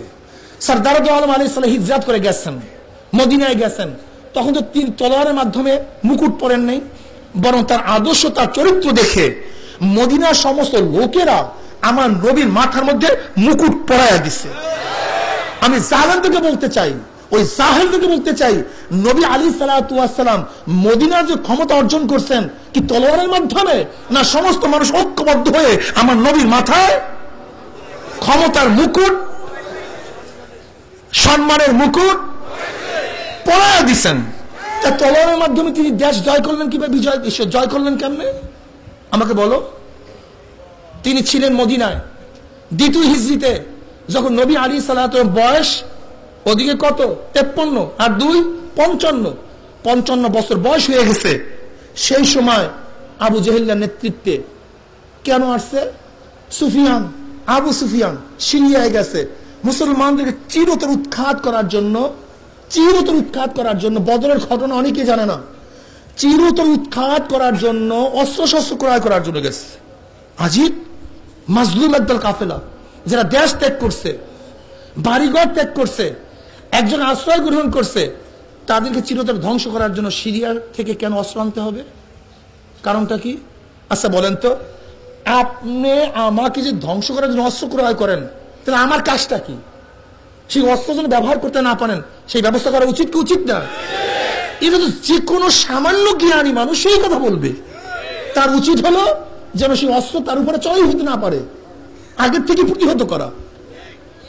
যখন সুফিয়ান অস্ত্র নিয়ে আসতেছিল, নবী আলাইহিস সালাম যুদ্ধের জন্য নামেন নেই, যুদ্ধ করার জন্য নামেন নেই, সে তো নামছিলেন এর জন্য আবু সুফিয়ান মুসলমানদের বিরুদ্ধে যে বিশাল অস্ত্র ভান্ডার নিয়ে আসতেছে, তিনি আগেই বুদ্ধিমানের কাজ করছেন, অস্ত্র ভান্ডার নিয়ে মক্কায় যেতে দেব না, পথের মধ্য থেকে তোমাদের অস্ত্র আমি দেখে দেব। আল্লাহ নবী যুদ্ধ করতে চায় নাই, কেন? তখন আবু সুফিয়ানের কাফেলা ছিল ছোট, মুসলমানদের কাফেলা ছিল তৎকালীন সময় বড়, এখানে যুদ্ধের কোনো দরকার ছিল না, বরং যেই যুদ্ধর সরঞ্জামাদি নিয়ে আসতেছিল সেই যুদ্ধের সরঞ্জাম নেওয়ার জন্যই নবী আলাইহিস সালাতু ওয়াস সালাম বের হয়েছেন। এইদিকে মক্কায় খবর গেছে যে আবু সুফিয়ানের কাফেলা আটকাবে। আবু সুফিয়ান 1000 সৈন্য নিয়ে নামছেন, আবু জাহেল 1000 সৈন্য নিয়ে নামছে। কিসের জন্য? আবু সুফিয়ানকে হেফাজত করার জন্য। বেশ ভালো কথা, হেফাজত। আবু সুফিয়ান অন্য পথ থেকে চলে গেছে মক্কার দিকে, তুমিও চলে যাও না। এই সালেম সে মক্কায় ফেরে নেই, সে আসছে মুসলমানকে ধ্বংস করার জন্য। আল্লাহ পাক রব্বুল আলামিন তাদের মধ্যে জমা করিয়ে দিয়েছে। এবার খেলা বুঝো, এখানেও কিন্তু নবী আলাইহিস সালাম যুদ্ধের জন্য নামেন নাই, ও যুদ্ধের জন্য আসে নাই, কিন্তু যুদ্ধের উদ্যোগ গ্রহণ কে করছে? যুদ্ধের সূচনা কে করছে? যুদ্ধ করার জন্য প্রস্তুতি কে গ্রহণ করছে? এমনকি সরদার দো আলম আলাইহিস সালাতু ওয়াস সালাম মদিনার থেকে সমস্ত সাহাবীদেরকে নিয়েও নামেন না যে সবাইকে অবশ্যই এই যুদ্ধে অংশগ্রহণ করতে হবে, কারণ তার যুদ্ধের উদ্দেশ্য ছিল না যেরকম তবুকের যুদ্ধে বলছেন সবাইকে যেতে হবে, যারা যায় নাই তাদের জন্য কত ভর্ৎসনা আসছে আল্লাহর তরফ থেকে। কিন্তু বদরের ময়দানে হাজারো সাহাবী ছিল, অনেক সাহাবী ছিল মদিনার মধ্যে, তাদের ভর্ৎসনা আসে নাই কেন? কারণটা কি? কারণ নবী আলাইহিস সালাতু ওয়াস সালাম তো যুদ্ধের জন্যই যায় নাই, যুদ্ধ চাপিয়ে দেওয়া হয়েছে। এরপর আমার নবীকে বলবো সন্ত্রাস, এর বলবো টেররিস্ট, এর বলবো তিনি যুদ্ধবাজ। আমার নবীকে যুদ্ধবাজ বলবি? এ জাহেল, তুই ইতিহাস জানোস না, তোর পড়াশোনা নাই। নবী আলাইহিস সালাম যুদ্ধ করার জন্য যদি যাইতেন তার সমস্ত সাহাবাদেরকে নিয়ে নামতেন, অস্ত্র পাতি নিয়ে নামতেন। কিন্তু কোন রওয়ায়াতের মধ্যে আছে নবী আলাইহিস সালাতু ওয়াস সালাম নিকটে মাত্র 3খান তলোয়ার ছিল, মাত্র 3টা। কোন কোন রওয়ায়াতের মধ্যে আসছে যে কোনো ঘোড়াই ছিল না, তলোয়ার ছিল না, ঢাল ছিল না, সাহাবাদের পায়ে জুতা ছিল না। এমনকি বদরের এক কর্নারে গিয়া নবী আলাইহিস সালাম বলেন, আল্লাহুম্মা আনশিদ ওয়াহদাকা ওয়া ওয়াদাকা আল্লাহুম্মা ইন শি'তা লাম তু'বাদ ফাআখাযা আবু বকর সিদ্দিক রাদিয়াল্লাহু বিয়াদি হাসবুকা ইয়া রাসূলুল্লাহ। এই যুদ্ধের জন্য তিনি যান নাই, প্রথম যুদ্ধ সংগঠিত করছে কাফেররা, অত্যাচার করছে কাফেররা, দেশ থেকে ভাগাইয়া দিছে কাফেররা। তা আমার নবী যুদ্ধ সূচনা করলো কিভাবে? আর তোরা আমাদেরকে বলো মুসলমানরা যুদ্ধবাজ? হ্যাঁ, তার বয়স 53 বছর। নবী আলাইহিস সালাতু ওয়াস সালাম দুনিয়াতে বাঁচতেন 63 বছর, মাত্র হায়াত 8 বছর। তিনি বাঁচছেন 63, দ্বিতীয় হিজরিতে বয়স 55, বাকি থাকে কত? 8 বছর আগ পর্যন্ত নবী আলাইহিস সালাতু একটা যুদ্ধ করেন নাই, কাউকে আঘাত করেন নাই, যুদ্ধ পরিচালনা করেন নাই। পরবর্তী 8 বছর করছেন কেন? নবী আলাইহিস সালাতু আসছেন, বাস বদরের ময়দান ধরা খাইছে, যা শেষ। আবার তৃতীয় হিজরিতে আবার ওয়ার্স, চতুর্থ হিজরিতে বদর সোগরা আবার ওয়ার্স, পঞ্চম হিজরিতে খন্দক, গজওয়া আহজাব আবারও আসছে। বারবার সরদার দো আলম আলাইহিস সালাতু ওয়াস সালাম আক্রমণ করার জন্য নবী আলাইহিস সালাতু মক্কা, মদিনা থেকে মক্কায় যায় নাই, বরং তোরা মক্কা থেকে বারবার সমৃদ্ধ জোট নিয়ে ইসলামকে ধ্বংস করার চক্রান্ত করছে। আসছে আল্লাহ পাক রব্বুল আলামিন তোদের ঘাড় মটকায়া দিচ্ছে। দেখেন পঞ্চম হিজরিতে গজওয়া আহজাবের মধ্যে সম্মিলিত জোট নিয়ে আসছে, সম্মিলিত জোট, কাফেরদের সম্মিলিত জোট। 10,000 কাফের ছিল সেই যুদ্ধের মধ্যে, 10,000, 1-2 জন না, 10,000 কাফের, সমস্ত গোত্রের কাফের নিয়ে আসছে মুসলমানদেরকে চিরতরে উৎখাত করার জন্য। আমি প্রশ্ন করতে চাই, আসছো তোরা মদিনায়, নবী আলাইহিস সালাতু চিরতরে উৎখাত করার জন্য 10,000 সৈন্য নিয়ে আসছোস। ওদিকে বনু কুরাইজা, বনু কাইনুকা, বনু নাজির, এই 3 ইহুদি গোষ্ঠী যেগুলো মদিনায় ছিল, তাদের সাথে চুক্তি ছিল, চুক্তি ভঙ্গ মুসলমান করে নাই, করছে ইহুদিরা। দেখছেন অবস্থা, চুক্তি ভঙ্গ মুসলমান করে নাই, করছে ইহুদিরা। মুসলমান যুদ্ধ করার জন্য যায় নাই, সমৃদ্ধ জোট নিয়ে আসছো তোরা, লড়াইলি তোরা, হিজরাত করলি তোরা, অবরুদ্ধ করলি তোরা, মুসলমানকে শাহাদত করলি তোরা, বদরের ময়দানে আসলি তোরা, খন্দকে যুদ্ধ করতে আসছোস তোরা, খন্দকের অহুদে আসছোস তোরা।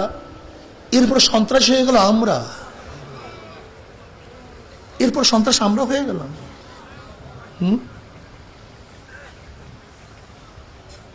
না, মুসলমান সন্ত্রাসী না, মুসলমান সন্ত্রাসী না, কিন্তু প্রতিবাদী মুসলমান কাউকে আঘাত করে না, মুসলমান কাউকে আঘাত, কিন্তু কেউ যদি আঘাত করে তাকে ছাড়েও না, বুঝতে হবে তোমাকে। মুসলমান হুঙ্কার দেয় না। তুমি কি জানো, যখন মুসলমানদের 39 জন পঞ্চম নবুয়তের বছর ওমর ইবনে খাত্তাব রাদিয়াল্লাহু আনহু ইসলাম গ্রহণ করেছেন, অনেকেই বলে ইসলামের মধ্যে স্লোগান কই, মিছিল কই, তোমার জানা নাই বিদে তুমি মিছিল খুঁজ করে পাও না। ওমর ইবনে খাত্তাব রাদিয়াল্লাহু তাআলা আনহু ইসলাম গ্রহণ করার পরে সরদার দো আলম আলাইহিস সালাম বললেন, ইয়া নবী আল্লাহ, আমরা কি হক না? বলে হক। তাহলে মৃত্যুবরণ করে তাও হক, জিন্দা থাকবে হক। তা গোপনে কেন? এবার দারুল আরকাম থেকে বের হয়ে গেছেন, আরকাম ইবনে আব্দুল আরকাম, এই দারুল আরকাম, আরকাম ইবনে আব্দুল আরকাম, তার বাড়ি মখজুমি, আরকাম ইবনে আব্দুল আরকাম মখজুমি, তার বাড়িতেই তো সমাবেশ, সেখানেই তো থাকতো মুসলমান। প্রথম মাদ্রাসা, এটা প্রথম মাদ্রাসা। ওমর ইবনে খাত্তাব বলতেছেন, আজকের গোপন গোপনে কাজ হবে না। আজ যখন ওমর ইবনে খাত্তাব রাদিয়াল্লাহু তাআলা, তোমরা যারা জোরে জিকিরের দলিল পাও না, ওমর ইবনে খাত্তাব রাদিয়াল্লাহু তাআলা যখন দারুল আরকামে ইসলাম গ্রহণ করেছেন, তখন মুসলমানরা যে তাকবীর দিয়েছিল, সেই তাকবীরের দড়ি হেরে চলে গেছে। এরা জোরে তাকবীরের খবরই পায় না। দারুল আরকামে ওমর ইবনে খাত্তাব রাদিয়াল্লাহু তাআলা যখন কলেমা পড়ছে, তখন মুসলমানরা কি দিয়েছিল? আল্লাহু আকবার। কি বলছিল? আল্লাহ। এমন জোরে মারছে তাকবীর, হেরেমে চলে আসছে। কোথায় চলে আসছে? হেরেমে চলে আসছে। এই হলো মুসলমানের শব্দ, কথা ঠিক না? নারায়ে তাকবীর। শোনেন, ব্যাপারটা কি? শয়তান, এই শয়তান আল্লাহু আকবারের ধ্বনি শুনতেই পারে না। এমনকি ইরাকের মধ্যে যখন আমেরিকা শূন্য আসছে, তখন ওরা রিপোর্ট পেশ করে মুসলমান একটা ধ্বনি দেয় আল্লাহু আকবার, এই দিয়ে সহ্য করতে পারি না, এই দিয়ে সহ্য করতে পারি না। এই আল্লাহু আকবারের রব্বিকা ফাকাব্বির, তোমার রবের বরকত বয়ান করো। রবের বরকত বয়ান, এই রবের বরকত, রব যেরকম বড় তার আওয়াজটা বড় হয়।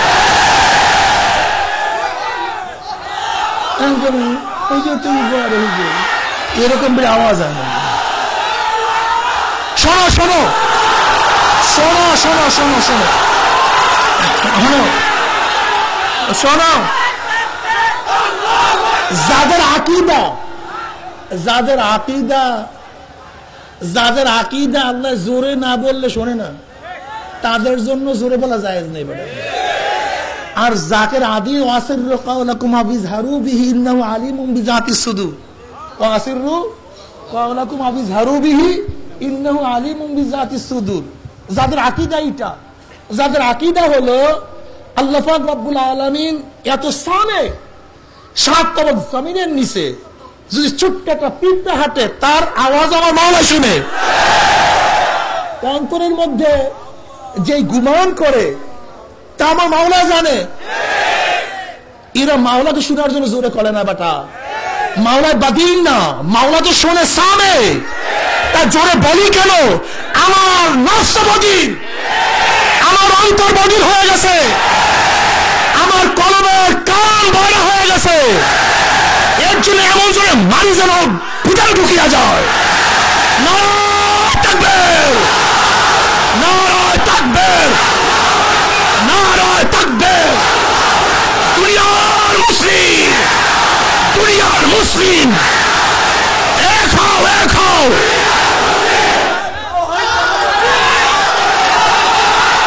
নারায়ে তাকবীর। বল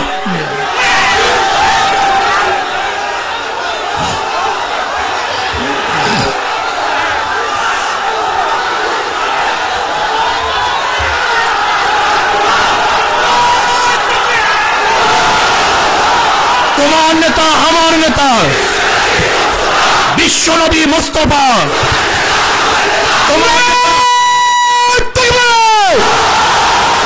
নারায়ে তাকবীর, নারায়ে তাকবীর। তোমার নেতা, আমার নেতা বিশ্বনবী মুস্তাফা, লা ইলাহা ইল্লাল্লাহ মুহাম্মাদুর রাসূলুল্লাহ।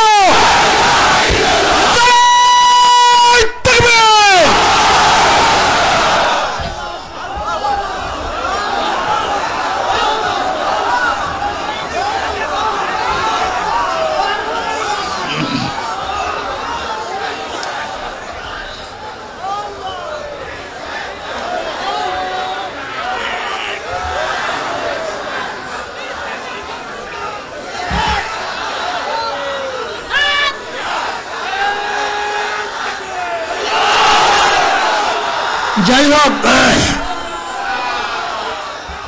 ওমর ইবনে খাত্তাব রাদিয়াল্লাহু বলেন, ইয়া নবী আল্লাহ, গোপনে কেন বসেন, গোপনে কেন? এবার যেই কয়জন সাহাবী আছে, মিছিল শুরু। মিছিলের এক কাতারের সামনে জনাবে মুহাম্মদ রাসূলুল্লাহ সাল্লাল্লাহু আলাইহি ওয়াসাল্লাম, আর একটা সামনে ওমর ইবনে খাত্তাব রাদিয়াল্লাহু তাআলা আনহু। আবার তার সাথে যোগ হয়েছে আমির হামজা রাদিয়াল্লাহু তাআলা আনহু। অর্থাৎ আমির হামজা রাদিয়াল্লাহু 3 দিন পরে ওমর ইবনে খাত্তাব ইসলাম গ্রহণ করে।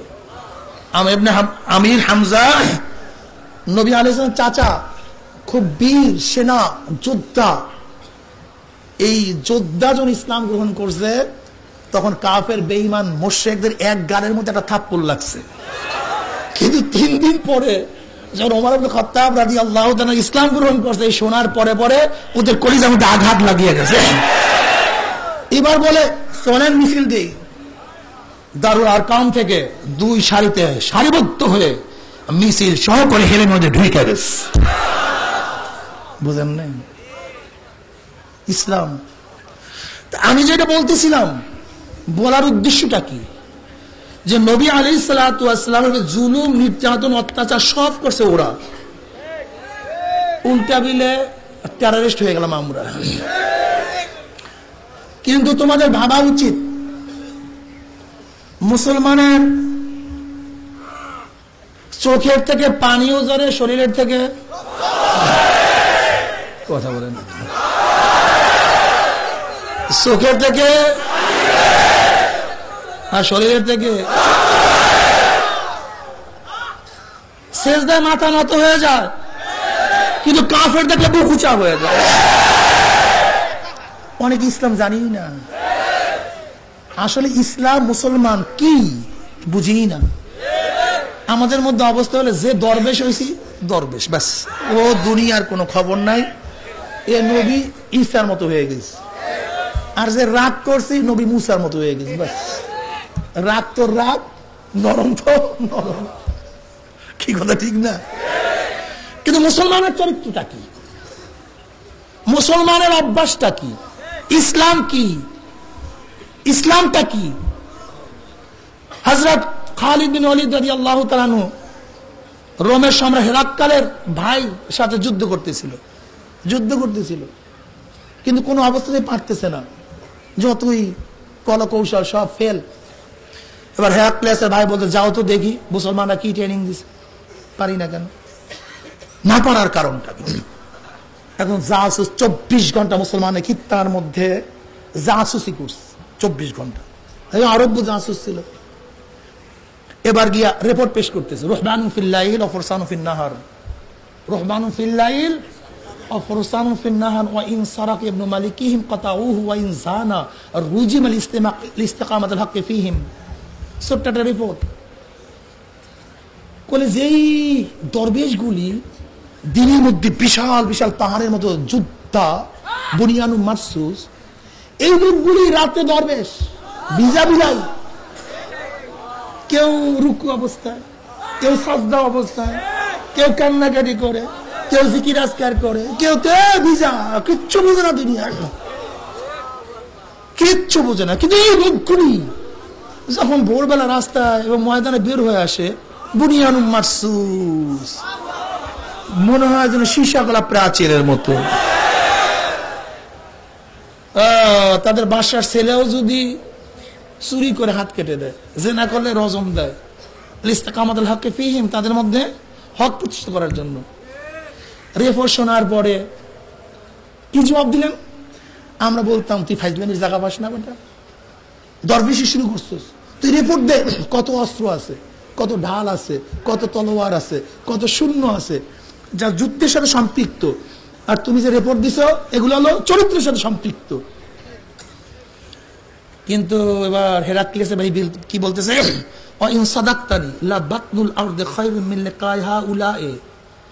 তুমি যদি সত্য রিপোর্ট আমাকে পেশ করে থাকো, তাহলে গোটা দুনিয়ার কোন যোদ্ধারা এদের সাথে যুদ্ধ করে পারবে না।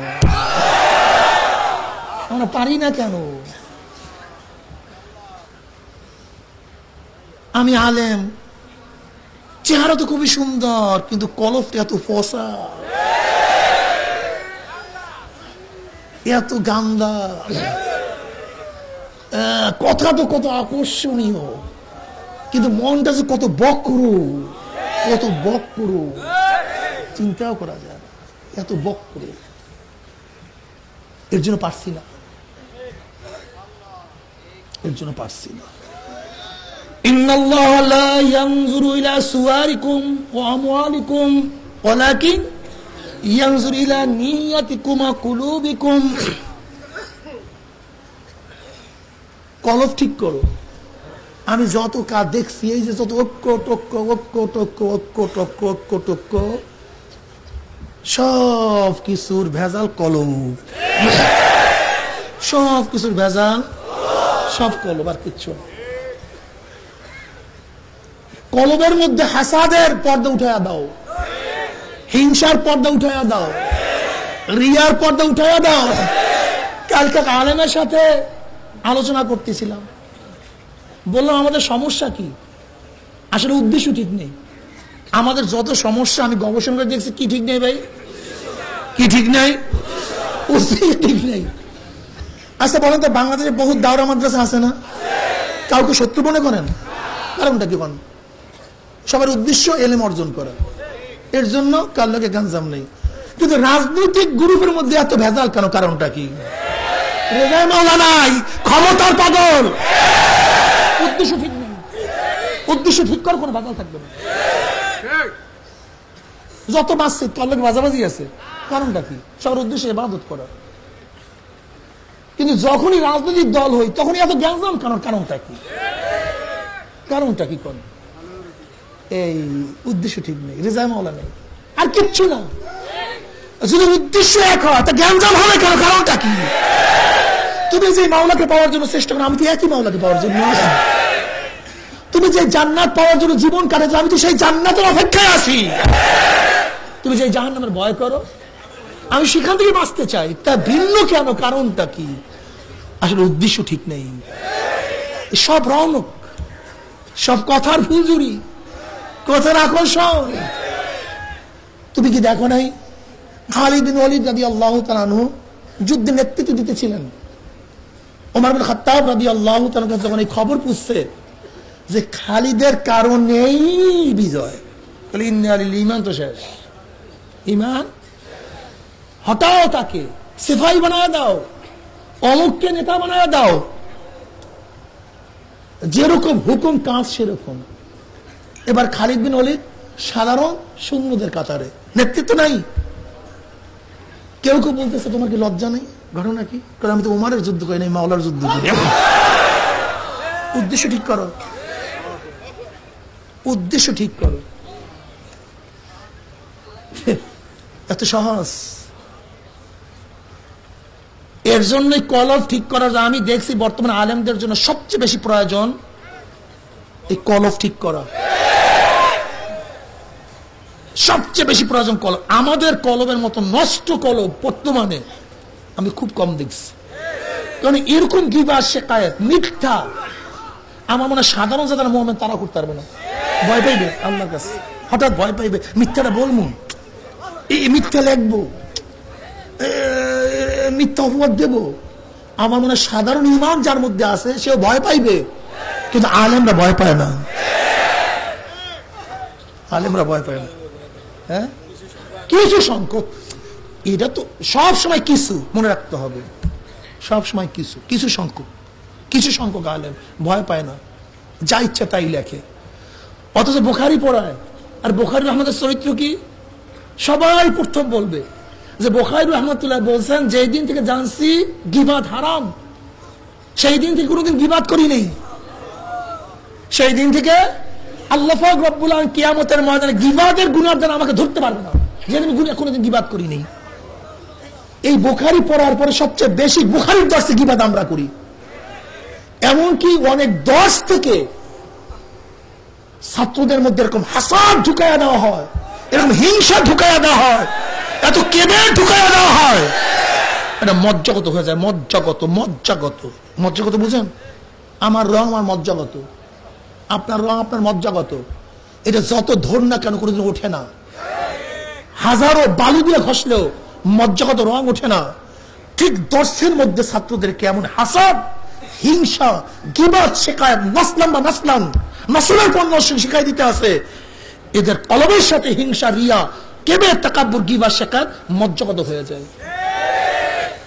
যে দর্শে পড়ার পরে উচিত ছিল ওমর ইবনে খাত্তাবের মতো হওয়া।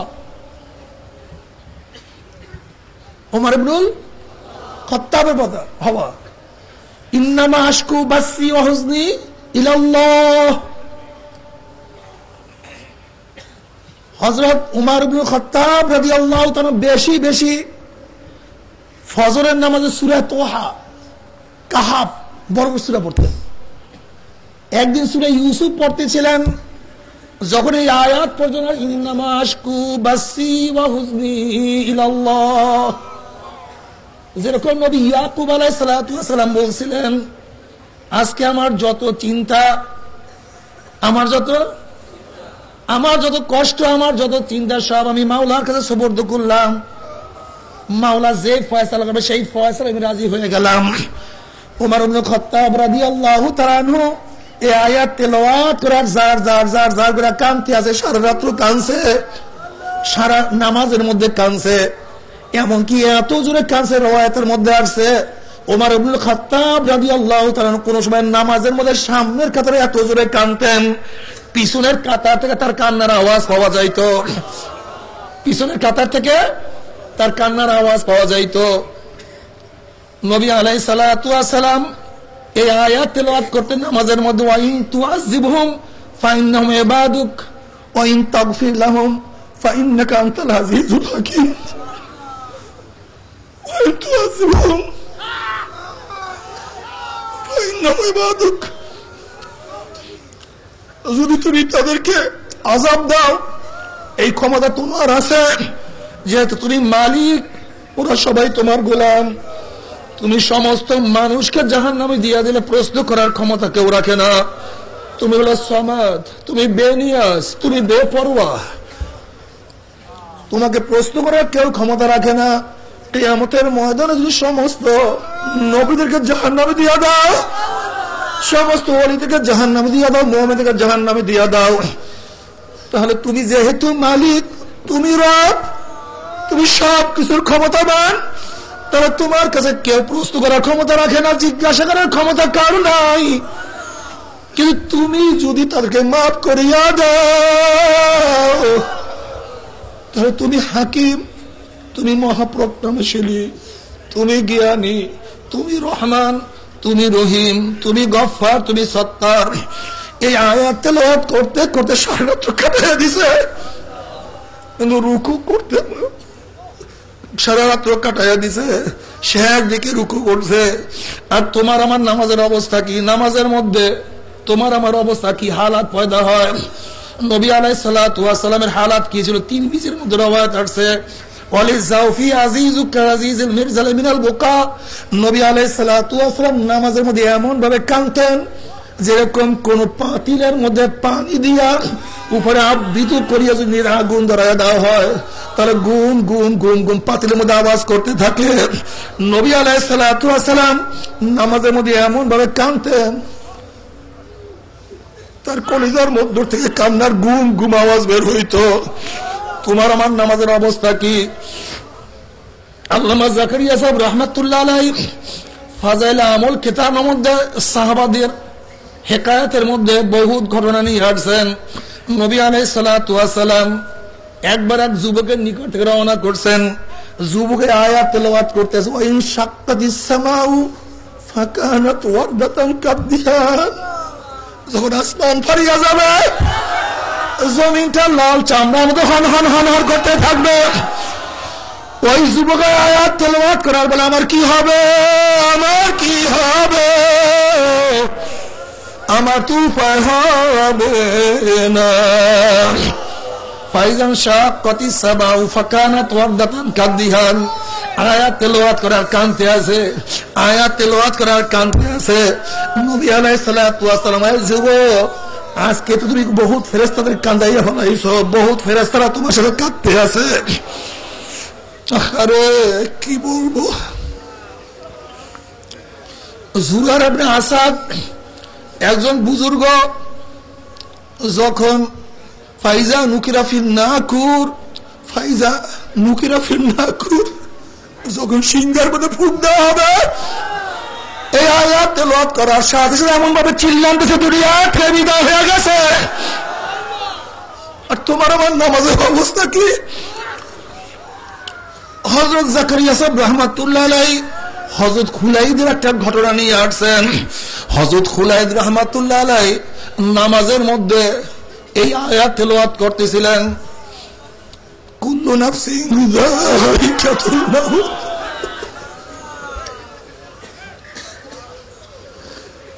কুল্লু নাফসিন, বারবার আয়াত তেলাওয়াত, কুল্লু নাফসিন যায়িকাতুল মাউত, কুল্লু নাফসিন যায়িকাতুল মাউত। মসজিদের এক কর্নার থেকে আওয়াজ দিল, তুমি আর কতবার আয়াত তেলাওয়াত করবা? তোমার আয়াত তেলাওয়াতের কারণে বহু জিনের মধ্যে মারা গেছে, বহু জিন মারা গেছে। তুমি তাড়াতাড়ি থামো।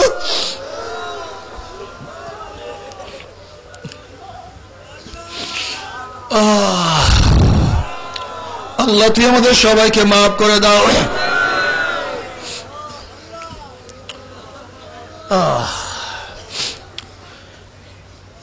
বাবারে, তোমার আমার নামাজের হালাত কি? কিন্তু তুমি দেখিও অনেক সাধারণ মুজাহিদ যারা রীতিমতো জিকির আজকার করে, তাদের নামাজের হালাত তুমি কি দেখছো? আলী রাদিয়াল্লাহু নামাজের হালাত কি? তোমার আমার নামাজের হালাত কি? মুখাশিফুল কুলুবের মধ্যে আল্লামা গাজ্জালী রাহমাতুল্লাহ এক যুবকের ঘটনা নিয়ে আসছেন। আগেকার জমানায় বেহুশ করার কোনো ঔষধ ছিল না। কারো অঙ্গ কাটতে গেলে তার হাত পা বাঁধিয়া তারপর অঙ্গ কাটতে হইতো। এক যুবকের অঙ্গ কাটার প্রয়োজন হয়ে গেছে, ডাক্তার আসছে তারা সমস্ত শরীর বাঁধার জন্য। এখন যুবকের মা বলতে আছে আমার ছেলেকে বাঁধার কোনো প্রয়োজন নাই, যদি অঙ্গ কাটার প্রয়োজন হয় আমার ছেলে যখন নামাজে দাঁড়াইবে তখন তার অঙ্গ তোমরা কাটিয়া নিয়ে যাইও। যখন ওই যুবক নামাজে দাঁড়াইছে তার হাত কাটিয়া নিয়ে গেছে, কিন্তু তার কোনো খবর না। বাবারে,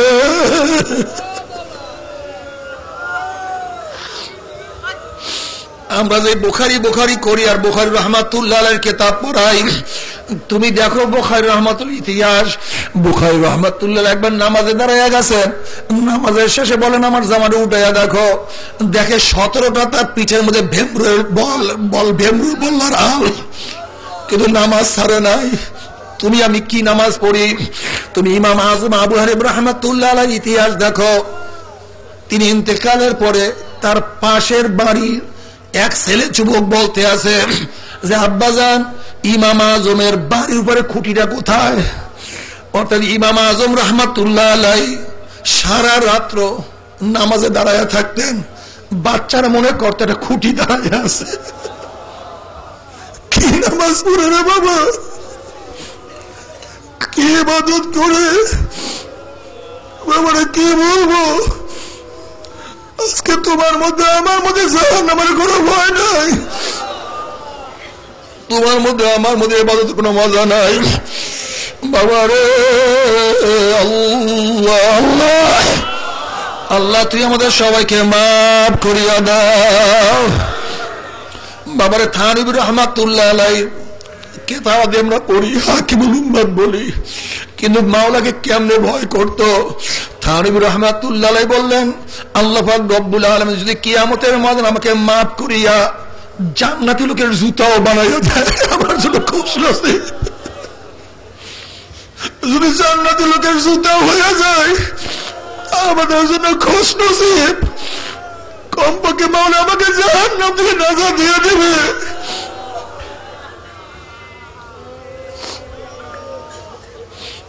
এক আল্লাহর ওলি মজলিসে বলতে আছে এক ব্যক্তিকে জাহান্নামে 1000 বছর পরে, 1000 বছর জ্বালাবার পরে তাকে জাহান্নাম থেকে বের করা হবে। ওই আল্লাহর ওলি আফসোস করিয়া বলতে আছে আহারে যদি ওই ব্যক্তি আমি হইতাম,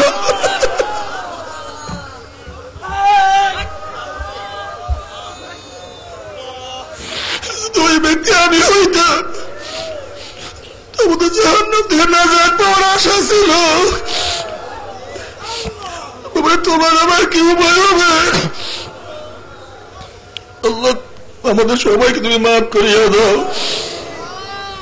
বাবার আব্দুল কাদের জিলানী রাহমাতুল্লাহ আলাইহি যে বড় পীর, তিনি কাবা শরীফের সাথে মাথা ঠোকরার বলতে আছে যদি মাওলারে কিয়ামতের ময়দানে আমাকে তুমি মাফ নাই করো, আমাকে অন্ধ করিয়া উঠাইও, আমাকে অন্ধ করে উঠাইও। যদি কিয়ামতের ময়দানে আমার হাত পায়ের মধ্যে জাহান্নামের শিক্ষা লাগিয়ে যায় আমি কিভাবে লজ্জা লজ্জা করবো? তোমার আবার কি উপায়?